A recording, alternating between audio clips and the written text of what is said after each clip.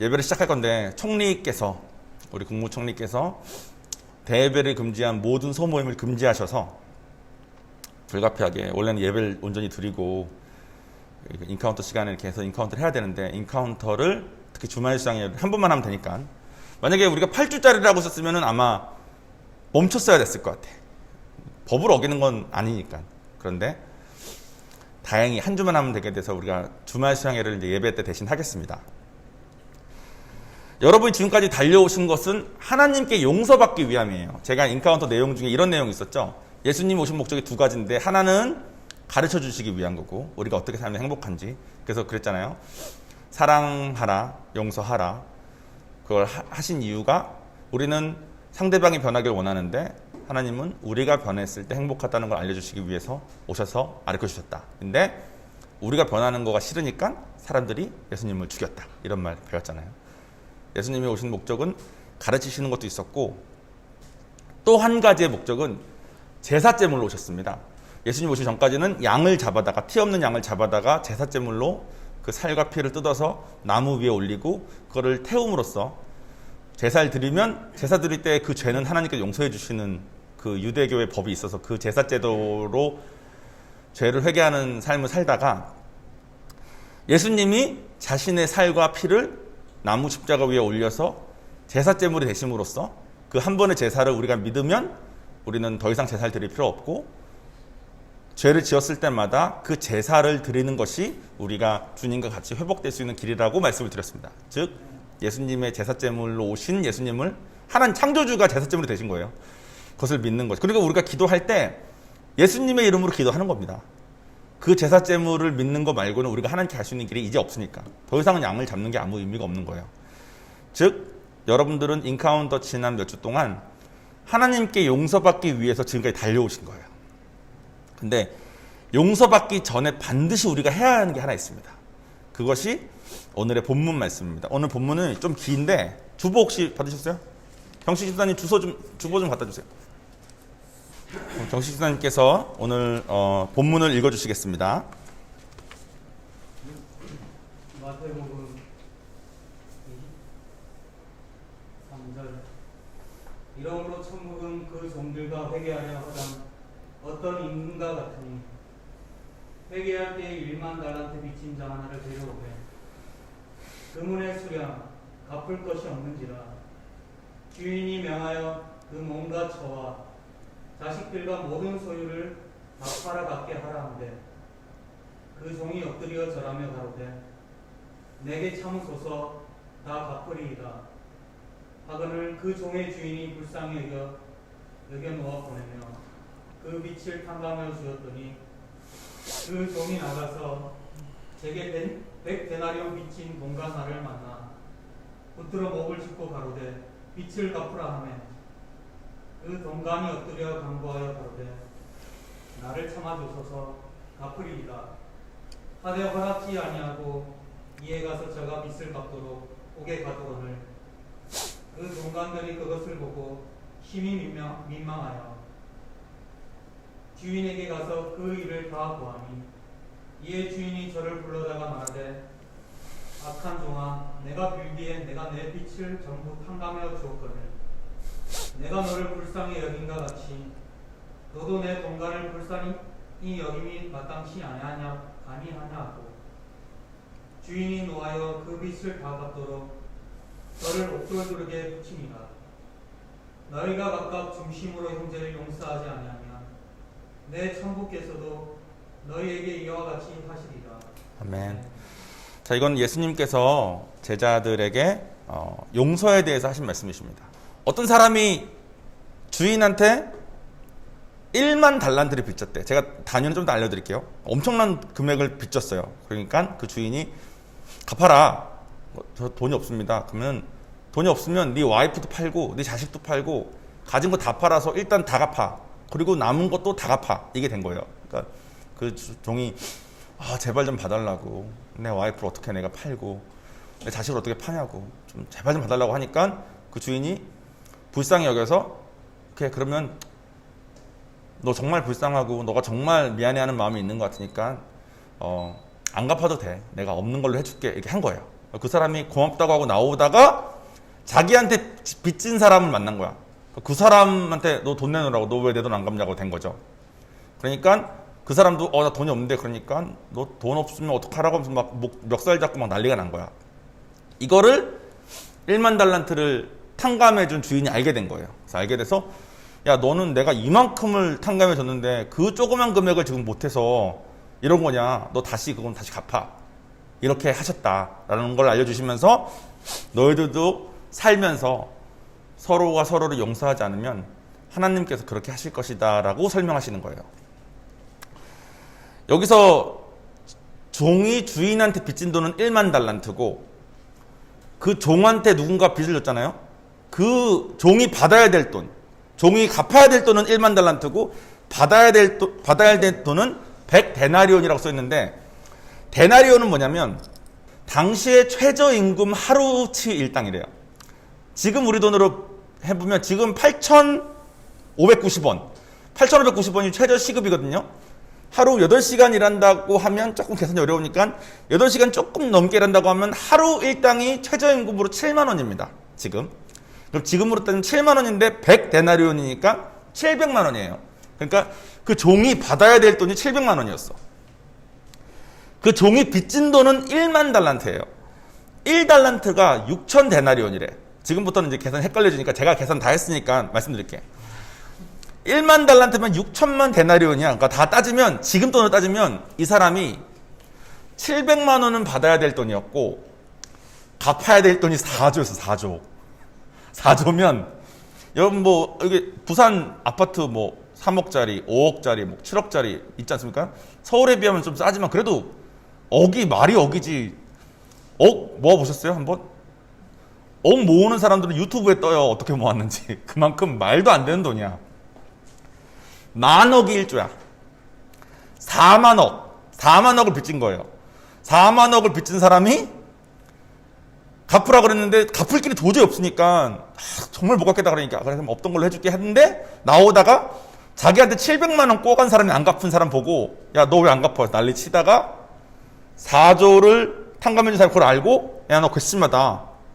너 내가 4조를 탕감해줬는데 700만 원 때문에 지금 너가 지금 그렇게 해? 너 다시 갚아. 이렇게 했다라는 내용이에요. 결론부터 말하자면 나의 죄를 용서받으려면 먼저 나에게 죄 준 자를 용서해야 돼요. 근데 저는 이 얘기를 진짜 어렸을 때부터 들었거든요. 아마 두 분도 많이 들어보셨을 거예요. 교회 다니면서. 여러분도 어떻게 생각할지 모르겠지만 저는 이 얘기를 처음 들었을 때 어떤 생각이 들었냐면, 내가 받은 용서가 이렇게 큰데 넌 저거 하나 못하냐? 라고 들렸어. 그러니까 약간 인간의 도리처럼 이렇게 많은 것을 우리가 탕감받았으면 우리도 이렇게 해야지. 인간인 이상 그게 어떻게 그렇게 뭐 입 씻고 딱 할 수 있냐, 이런 식으로 들렸어요. 그래서 제가 솔직히 저는 되게 좀 현실적인 사람이기 때문에 그 얘기를 딱 듣고 머릿속으로 계산을 해봤어요. 700만 원이 작은 돈이 아니니까 아무리 4조를 탕감받아도 4조는 어차피 못 갚을 돈이니까 탕감 받으나 탕감 안 받으나 내 입장에서 똑같은 돈인데, 700만 원은 또 손에 잡히는 돈이니까 이게 없으면 당장 뭐를 못하는 거니까 말은 이게 되게 되는데, 인간의 도리를 지켜야 된다라는 말은 되게 되는데 현실에 적용하기가 쉽지 않겠다, 이런 생각 많이 했습니다. 그래서 싸가지 없긴 없지만 돈은 돈이다. 나도 아마 4조를 탕감받아서 되게 감사하지만 또 700만 원 나한테 꼬간 사람 만나면 갚으라고 할 수 있겠다라는 생각을 전 했어요. 여러분들은 어떠세요? 그렇죠? 돈은 돈이잖아. 그러니까 인간의 도리 뭐 알겠어. 다 알겠는데 700만 원이 작은, 7만 원이면 maybe. 4조를 탕감받는다면 7만 원이면 안 받을 수 있지. 70만 원도 maybe. 근데 700만 원이면 꽤 커요. 받아야죠. 그죠? 그러니까 내가 이건 참 적용하기 어려운 말이구나라는 생각을 했는데, 이 말씀을 제가 다시 이제 배우니까 이 용서의 목적이 그게 아니더라고. 그래서 오늘은 이 용서의 목적과 용서를 왜 해야 되는지에 대해서 좀 말씀드리겠습니다. 시작하기 전에 잠깐 정리를 하자면, 용서를 우리가 받기 위해서 지금까지 온 거예요. 주말 수양은 용서받기 위함이야. 하나님한테 용서받기 위함. 나의 지은 죄를 죗값으로 치르신 예수님을 통해서 하나님한테 용서받기 위한 거예요. 예수님이 내 죄 때문에 돌아가셨으니까 하나님 나 좀 용서해 주세요. 이게 우리의 목적이에요. 주말 수양의 목적이. 그죠? 근데 이걸 하기 전에 여러분들에게 죄 지은 사람이 있으면 그 죄를 용서를 먼저 하고 와라. 이거가 목적이고 왜 용서해야 되는지를 오늘 말한다는 거예요. 자, 용서가 되게 어려워요. 그래서 여러분한테 지금 죄 지은 사람 딱 하면 떠오르는 사람 있으세요? 우리 와이프 나를 되게 똑바로 쳐다보면서 고개를 끄덕여서 내가 지금 좀 뭐 떠오르는 것들이 많네. 내가 미안한 게. 두 분은 어떠세요? 용서해야 될 사람들이 좀 있어요? 또 서로 쳐다보시네. 병식이는? 많아. 오케이. 용서해본 적 있어요? 용서하기가 쉽지 않습니다. 용서가 진짜 피가 거꾸로 솟아오르는 느낌이 한 몇십 번은 계속 연속으로 너무 힘드니까. 용서를 해봐야지만 이게 얼마나 어려운 줄 알아요. 용서하는 게 얼마나 어려운지. 이게 얼마나 어려운지를 느껴야 하나님이 날 용서하는 게 얼마나 어려울지가 감이 와. 액수를 떠나서. 그러니까 용서를 진짜 해보지 않고서는 하나님한테 용서받을 때 내 마음이 어때야 되는지에 대한 감을 못 잡습니다. 그러니까 진정한 회개를 하지 않으면, 그러니까 진정하게 누군가를 용서하는 마음을 가져보지 않고서는 성령을 받을 만큼 믿음을 가지기가 어려워요. 약간 교리로만 와닿게 돼. 실제로 이게 얼마나 큰 일이었고 얼마나 어려운 일인데 날 위해서 해주셨는지 공감을 못하니까. 그러니까 이분이 날 용서하기 위해서 얼마나 괴로울지를 느끼지 못한 채 용서해주세요, 용서해주세요, 용서해주세요만 하게 된다는 거야. 근데 하나님은 마음을 보시잖아. 우리가 몇 시간을 꿇어앉아서 몇 시간 기도했는지를 보시는 게 아니라 내 마음이 어떤 마음으로 했는지가 중요하시기 때문에 하나님은 우리의 마음의 깊이를 보십니다. 근데 용서를 해봐서 그게 얼마나 어려운지를 느끼지 않으면 마음의 깊이가 하나님 보시기에 정말 믿는구나까지 가기가 참 어려워요. 그래서 성령 받지 못하고 교회만 열심히 다니면서 사시는 분들이 되게 많은 거예요. 거기까지는 마음은 안 간 거야. 거기까지는 안 가는 거죠. 용서해 본 적이 없은 경우들이 대부분 많으니까. 용서를 못하면 하나님의 마음을 깨닫지, 공감하지 못하기 때문에 성령 받을 만큼 믿음이 좋아지기도 어렵지만 또 동시에 내 마음이 썩어갑니다. 그래서 하나님은 당신께 나아오기 전에 이웃과의 문제를 먼저 해결하고 오라고 하신 거예요. 해결하고 와야지 마음이 얼마나 어려운지 알아서 원하는 만큼 할 수 있고 썩지 않으니까. 용서해야 될 대상은 세 가지입니다. 오늘 이것을 말하면 이제 예배가 끝이에요. 첫 번째 대상은 나한테 잘못한 사람들. 두 번째 대상은 내가 예전에 한 잘못. 그러니까 자기한테 잘못한 자기 자신. 세 번째는 나한테 나쁜 일을 허락하신 것 같은 하나님. 이 세 종류를 다 용서를 하고 와야 돼요. 나에게 잘못한 사람 먼저 얘기를 짤막하게 해볼게요. 내 남편, 아내, 혹은 뭐 친구, 혹은 뭐 형제. 아까 뭐 병식이랑도 아까 뭐 무슨 뭐 사기당한 얘기 이런 것도 잠깐 들었는데 그런 일들이 있을 수 있죠. 그러면 이제 과거에 나에게 상처를 준 사람들이 있습니다. 근데 문제는 우리가 이들을 아무리 증오해도 나의 그 증오하는 마음 때문에 이 사람이 해코지를 당하지 않아요. 만약 우리가 무슨 인형을 만들어 놓고 밤에 기도하면서 다리에 바늘을 찌르면 그 사람이 저쪽 멀리서 자다가 다리가 아프고 이게 가능하면 증오를 해도 괜찮아. 내가 증오한 만큼 저 사람이 힘들 거니까. 근데 실제로 우리가 증오하는 것 때문에 그 사람한테 별로 해코지가 되지 않고 대부분의 경우 그 사람은 알지도 못하고 멀쩡하게 삽니다. 그러니까 더 열받는 거야, 더. 그러니까 막 내가 너 잘 되는 꼴은 내가 못 본다. 이런 마음으로 막 사는 사람들이 되게 많습니다. 한국 사람들은 대부분 이런 게 있으면 그냥 덮어두고 산대요. 여자들 마음속에, 남자들하고 여자들은 좀 다른데 여자들은 특히나 마음속에 감옥이 여러 개 있답니다.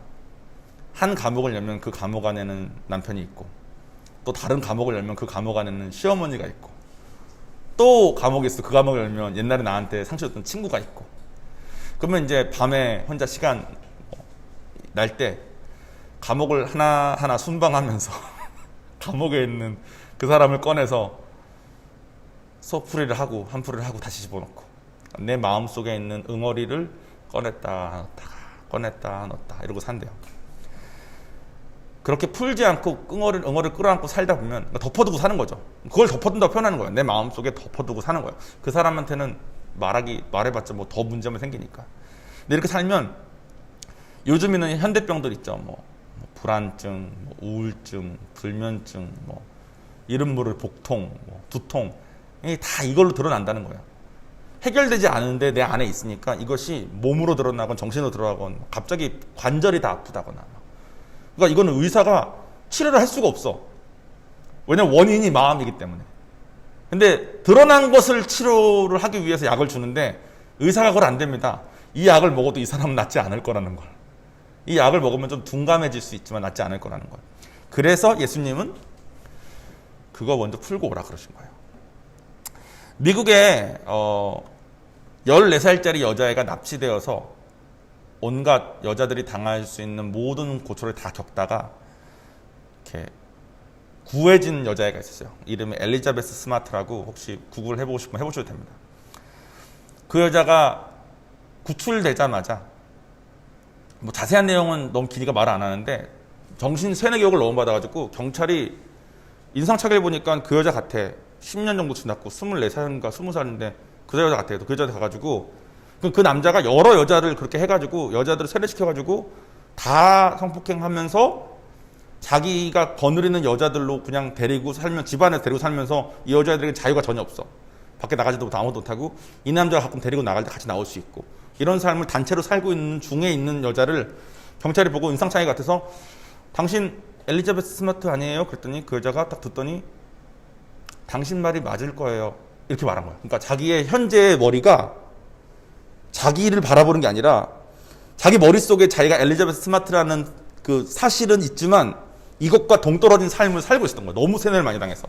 그러니까 당신 말이 맞을 거예요. 그래서 의사 경찰 이상해가지고 막 해가지고 소탕해가지고 막 난리 해가지고 찾은 거야. 그 여자의 엄마가 자기 딸이 14살 때 납치당해가지고 거의 한 10년 동안 별의별 짓 다 당하고 세뇌당해서 그러고 왔으니까 뭐 사회생활이건 뭐건 아무것도 못하고 난리 나겠죠. 얼마나 속상하겠어. 저희는 딸을 가진 부모가 아니어서 조금 덜 공감될지 모르겠는데 딸 가진 두 분 입장에서는 이게 보통 일이 아니잖아요. 그때 엄마가 그 딸에게 이렇게 말했답니다. 너가 할 수 있는 유일한 복수는 너가 행복하게 사는 거야. 그래서 지금 그 여자는 육에 관련 강사로 지금 삶을 잘 살고 있대요. 근데 이와 반대로 2002년도에 아들이 멕시코에서 불법으로 넘어와서 불법 체류자로 살던 사람에게 살해당한 여자가 있습니다. 애그너스라는 여자인데 이 여자는 불법 체류자에 대한 분노가 끌어오를 대로 끌어올라가지고 트럼프가 미국과 멕시코 사이에 벽 쌓겠다고 했잖아요. 그때 이 여자가 뭐라 그러냐면 나에게 국가 권력이 허락해주고 3만 준다면 내가 다 쌓겠다고. 아직도 화가 막 가득해서. 둘 중에 누가 행복하게 사는 걸까요? 그거를 갚으려고 발악하고 사는 사람이 행복한 게 아니라 그 사람과 무관하게 행복하게 살 수 있기 때문에 회복된 사람이 행복한 거 아니겠습니까?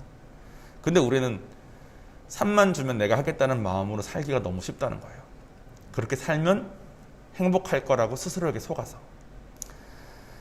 여러분 마음속에 누군가가 여러분에게 그런 상처를 준 게 있거나 어려운 게 준 게 있으면 엘리자베스 스마트가 한 것처럼 혹은 엘리자베스 스마트 엄마가 말한 것처럼 보내줘야 됩니다. 보내주고 그걸로부터 자유한 채 사셔야 돼요. 이게 꼭 만나서 용서하라는 게 아니라 여러분 마음속에서 용서해서 마음속의 감옥이 없어져야 돼. 그래서 기도하면서 마음속으로 그 사람한테 가서 그 감옥을 열고 그 사람 빼가지고 남편을 빼. 그 남편한테 이제 그만합시다. 나가세요. 이거를 해야 돼. 하나님한테 하나님 나 보냈는데 너무 힘들어요. 근데 하나님 내 마음 아시죠? 나 좀 어루만져 주세요. 그 사람은 보내야 돼. 만약에 부부나 가족처럼 자꾸 접해야 돼. 그러니까 내가 보내주는 사람은 이제는 안 만나도 되는 사람. 엘리자베스 스마트나 뭐 에그너스나 나한테 내 딸한테 내 아들한테 해코지한 사람을 만날 필요가 없잖아요. 그런 사람은 반드시 마음으로 보내줘야 되고, 맨날 같이 사는 사람 있죠. 뭐 와이프랑 나랑 맨날 같이 사는 사람끼리는 반드시 이걸 해야 된답니다. 마음으로 내보내줘도 자꾸 얼굴을 만나니까 감옥에 또 들어오고, 나 혼자 이제 가세요 했는데 또 들어오고, 이게 자꾸 있으니까 어떻게 해야 되냐면, 왜냐면 저희랑 와이프랑 이게 싸우잖아요. 요즘은 솔직히 저희는 정말 치열하게 힘들었던 부부인데, 요즘은 옆에서 보시지 어떨지 모르겠지만 요 근래는 안 싸운 지 한 1년은 넘은 것 같아요. 굳이 싸울 필요 없게까지. 왜냐면 저희가 이 과정을 많이 겪었으니까. 뭘 해야 되냐면, 그 사람한테 직접 내가 당신의 그 문제 때문에 너무 어려우니까 그 문제를 덮어두지 말고 밖으로 꺼내서 같이 얘기 좀 하자. 당신 그때 그래 이랬잖아 라고 말을 하면 그 상대방은 이럴 겁니다. 난 그런 적 없는데? 아니면 에이 미안해. 이 둘 중에 하나 나올 거예요. 그럼 그 반응을 들고 하나님한테 가서, 하나님, 내가 저 사람을 계속 보고 사는데 저 사람은 나에게 상처를 줬음에도 불구하고 기억도 못하거나 관심도 없습니다. 근데 나는 여기서 자유하기를 원합니다. 그리고 저 사람을 사랑하기를 원합니다. 하나님, 나에게 도움을 주세요. 라는 마음으로 끝까지 가야 돼. 그래서 그거를 그러니까 둘이 열심히 한 거죠. 저보다는 와이프가 받은 상처가 훨씬 많았습니다. 근데 저는 대부분의 경우 기억하지 못했어. 그래? 와이프가 말하면 그래? 맨날 그랬거든요. 근데 예전에는 A를 잘못했는데 예전에 잘못한 B, C, D가 다 나왔거든. 지금 A를 얘기해야 되는데 B, C, D를 왜 얘기해라는 말을 했는데, 요즘은 A를 잘못하면 A만 말해. 그래서 내가 이 사람 마음속에서 B, C, D가 없어졌구나. 기억은 나겠지만 틀렸을 수 있지만 예전보다 강도가 확실히 줄은 건 확실합니다. 그러니까 저 사람이 B, C, D를 내보내건 안 내보내건 저는 알지도 못해. 느끼지도 못해. 근데 저 사람이 살기가 훨씬 편해졌다는 거죠.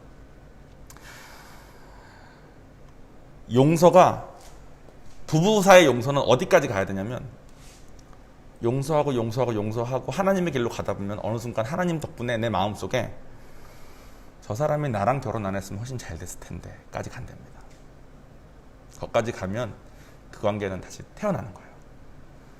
그거가 나이가 진짜 많은 부부들에게도 많이들 일어납니다. 하나님의 방법으로 가면. 근데 거기까지 갈 때까지 해야 되는 일들이 싫으니까 안 해. 특히 한국 부부들은 내가 보니까 부부 뭐 해야 돼요? 그런 거 하지 말고 그냥 이렇게 좀 해 갑시다. 왜냐면 그거 괜히 하면 예전에 했던 일 다 나오거든, 마음속에. 근데 나온 거 다 들고 그 사람하고도 일하고 하나님한테 들고 가서 하고, 어려우면 교회에 있는 리더분들도 같이 가서 또 얘기하고, 이렇게 해가지고 그걸 다 끄집어내서 감옥 안에 있는 걸 다 끄집어내가지고, 끄집어낼 땐 괴롭지만 끄집어내서 내보내는 과정을 계속 해야 돼. 그 나중에 되면 저 여자가 나만 안 만났으면 훨씬 행복하게 살았을 텐데 나 만나가지고 고생했구나. 예전에는 내가 저 여자를 만나가지고 이랬네 저랬네, 이게 역전되는 거죠. 두 분께 그거가 일어날 때까지 가는 거가 저희가 제일 바라는 거예요. 근데 그걸 하려면 일단 두 분 다 성령을 받아야 돼. 성령을 받으려면 일단 먼저 용서를 해야 돼. 그래서 용서할 때 그 아픈 마음을 느끼고, 하나님 나 용서하기 되게 힘드시죠? 그래서 너무 고마워요까지 가야 돼. 자, 두 번째는 자기 자신입니다. 이건 남자들이 많아요, 여자보단. 공부를 조금 안 했던 사람, 아니면 실수를 크게 한 번 한 사람, 이런 사람들은 예전에 내가 그만 안 했어도, 예전에 내가 이렇게만 했었어도 내가 지금 이렇게 안 힘들 텐데, 이런 마음을 많이들 가지고 산답니다.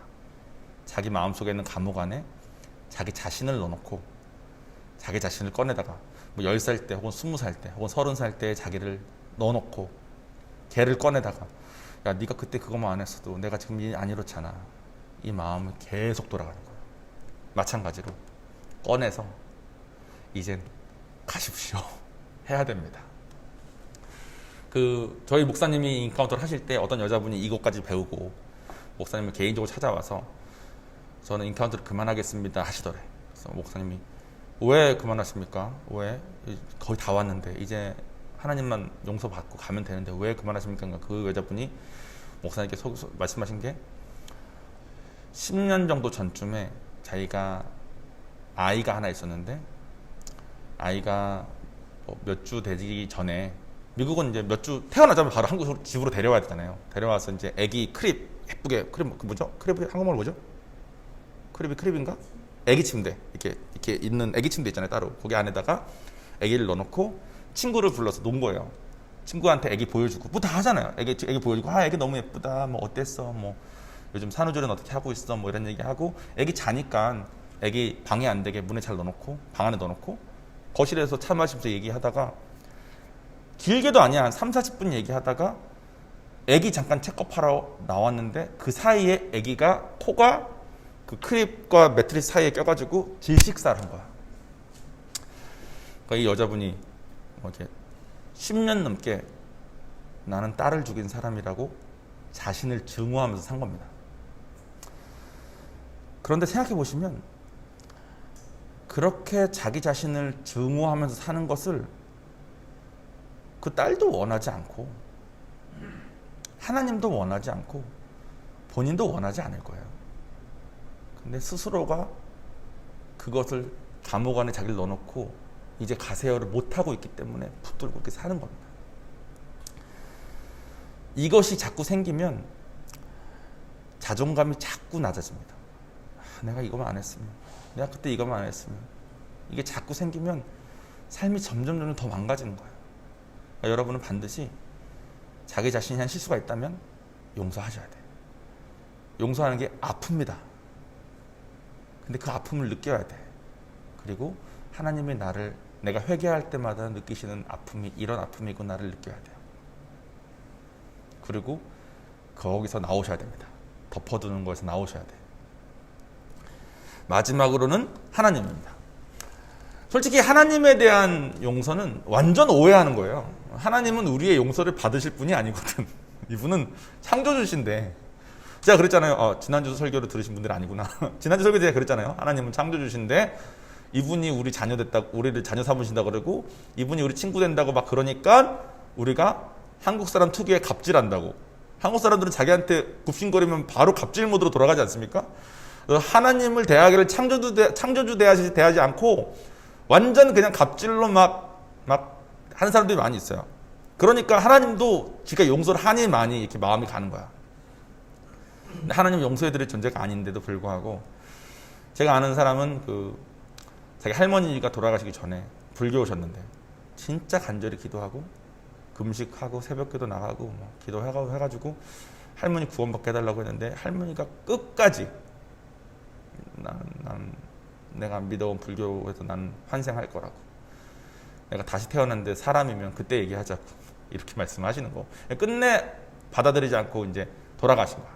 그러니까 그분 입장에서는 자기 할머니를 위해서 그렇게 기도했는데 자기 할머니가 이제 영원히 지옥에서 살 건데 이게 막 하나님이 용서가 안 되더래요. 근데 우리에게 있어서 하나님은 우리가 이해할 수 있는 존재가 애초에 아닙니다. 우리가 이해할 수가 없어요. 그러니까 또 그분이 뭐 누구는 천국 보내고 누구는 지옥 보내고 하는 것도 솔직히 말하면 다 하나님 마음이에요. 주권이 다 하나님께 있다고 성경에 쓰여져 있거든. 하나님 마음이야. 그러니까 우리가 다 이해할 수 없고 모든 주권이 하나님에 있음에도 불구하고 내가 간구했는데 내가 그렇게 기도했는데 이걸 안 들어주면 당신이 그게 도리가 아니지라는 생각이 우리 인간이 들 수 있어요. 그리고 하나님에 대한 증오가 마음에 생기면 사탄이 진짜 좋아합니다. 예전에 저도 그랬는데 기독교 믿는 사람 다 무시하고 하나님 무시하고 그런 마음을 한번 먹으면 빠지는 이상한 종류의 교만함의 쾌감이 있어요. 거기 빠지기 시작하면 이론적으로 말도 안 되는데 거기 완전 휩쓸려가지고 세상 사람 다 무시하면서 사는 그런 막 진짜 암울한 삶이 있거든요. 거기 빠지기 쉽습니다. 제가 거기 빠져 있었던 사람이어서 내가 잘 알아. 근데 내가 하나님을 만나고 내가 그동안 했던 게 진짜 다 완전 거짓이었구나. 내가 그동안 믿었던 게 다 말도 안 되는 거였구나. 이분은 내가 용서해드리고 말고 할 분이 아니구나. 그리고 내가 이해되지 않지만 이분이 하자는 대로 하나하나 하고 살았을 때 지금까지 단 한 번도 하나님한테 실망한 적 없어요. 하나님에 대해서 오해해서 그래. 하나님에 대한 오해를 풀어야 됩니다. 자, 3가지 얘기했어요. 여러분에게 잘못한 사람 용서하시고, 여러분 자신, 자기 자신에게 잘못한 자기 자신 용서하시고, 여러분을 실망시키거나 여러분을 낙담하게 했다고 오해한 하나님을 반드시 용서하셔야 됩니다. 하나님은 마음만 보신다고 제가 말씀드렸잖아요. 그러니까 하나님께 마음이 들어질 때까지 용서를 진심으로 하십시오. 그리고 우리가 지금 예배 이제 마무리하면서 용서하는 기도를 이제 할 거예요. 지금 제 얘기를 들으면서 마음속에 떠오른 대상이 있지 않습니까? 그게 남일 수도 있고 자기 자신일 수도 있고 하나님일 수도 있고. 근데 그 대상을 반드시 용서하십시오. 용서하기 어렵습니다. 근데 용서하셔야 됩니다. 인카운터 지금까지 7주, 4주 차지만 해오시면서 제가 말씀드렸던 것 중에서 이상한 거 하나도 없었잖아요. 지금 이것도 이상한 거 아니에요. 근데 이거 아마 하지 않으셨을 거야. 그래서 막상 하기 어렵습니다. 아까 제가 말씀드린 것처럼 소나기를 맞으면 되는데 소나기 맞는 게 불편해. 안 젖은 채 살다가 갑자기 젖으려니까 얼마나 불편해. 젖으면 막 달라붙고 막 무거워지고 막 축축하고. 그 불편함 언제 어디서 하나님께서 만나주실지 모르니까 오늘 제가 시키는 거는 하나하나 한번 해보는 겁니다. 그래서 그것이 지금 이제 기도하실 때 특정한 그 대상을 반드시 생각하고, 하나님, 내가 이 대상을 정말 용서하기 원합니다. 제 마음의 감옥에서 이제는 가세요 하길 원합니다. 근데 보내고 난 다음에 내가 어떤 상태가 될지, 어떤 느낌이 될지 모르겠는데 하나님 나를 불쌍히 여기시고 나를 꼭 붙잡아 주세요 라고 기도하시겠습니다. 자, 그럼 우리 같이 기도하시겠습니다.